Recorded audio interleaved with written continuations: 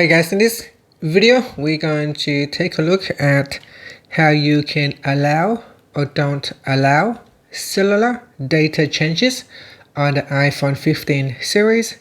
First, let's go back to the home screen by swiping up at the bottom of the screen. And from the home screen, tap on Settings. Then in the Settings screen, we scroll down and then tap on Screen Time. Next, go down in here and then tap on Content and Privacy Restrictions. Next, we scroll down and in here tap on Cellular Data Changes in the Allow Changes section. So tap on that. Then from the Cellular Data Changes page, choose between Allow or Don't Allow. And that's it. If you choose Don't Allow, then you won't be able to make any changes to cellular data. And that's it.